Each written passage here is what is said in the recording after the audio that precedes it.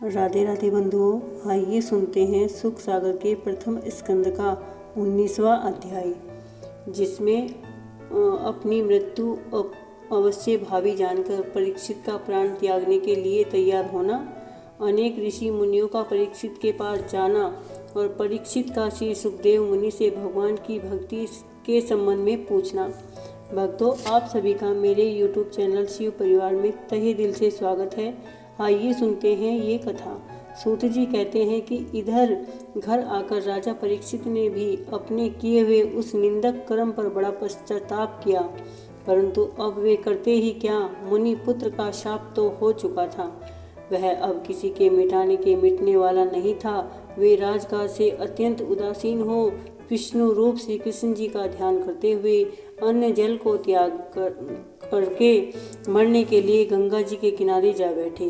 तब उनके इस अनुष्ठान को देखकर मुनियों, विद्वानों और विचारक धर्मात्माओं में बड़ी हलचल मच गई। वे लोग वहां जाकर एकत्र होने लगे। अत्रि, वशिष्ठ, च्यवन, भृंगी, अंगिरा, पराशर, परशुराम, भारद्वाज, गौतम, पिप्पलाद, महर्षि वेदव्यास और अगस्त्य, देवऋषि नारद आदि समस्त महर्षि और राजश्री वहां एकत्रित हो गए। राजा ने सबका यथाविधि से पूजन कर सिर से प्रणाम किया।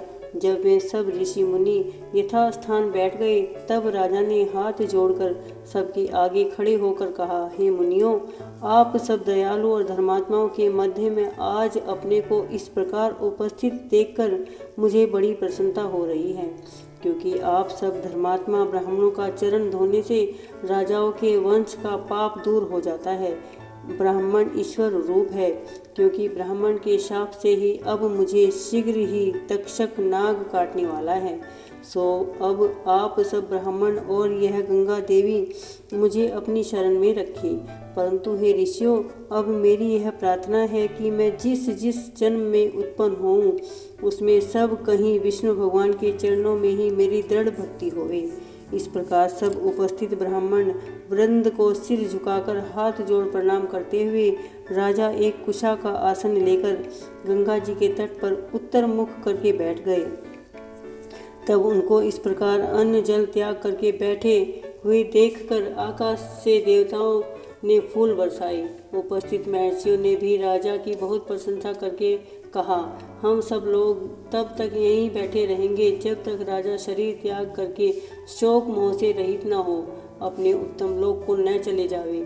सूत जी कहते हैं कि ऋषियों में ऐसी वार्ता हो ही रही थी कि वहाँ श्री सुखदेव जी आ पहुँचे। उस समय उनकी अवस्था कुल 16 वर्ष की थी, परंतु उतने ही समय में वे परम निर्वाण सनिक आश्रमादिक चिन्हों से रहित और सब प्रकार से पूर्ण ज्ञानी हो चुके थे। उनके हाथ, पांव, जंघा, भुजा, कंधा, कपोल, आंखें और श्रवण तथा नासिका आदि शरीर के सब अंगों से पुष्टता और सुंदरता टपक रही थी। तब उनको आते हुए देखकर राजा परीक्षित सहित सब मुनि लोग अपने अपने आसनों से उठ खड़े हुए। राजा ने मस्तक झुकाकर सुखदेव जी को प्रणाम किया। फिर तो उन महर्षि, राजश्री और देव ऋषि के समूह से घिरे हुए जब सुखदेव जी को राजा परीक्षित ने एक सुंदर आसन पर बैठाया, तो उस समय वे वैसे ही शोभायमान हुए कि जैसे तारागणों से घिरा हुआ चंद्रमा शोभित होता है।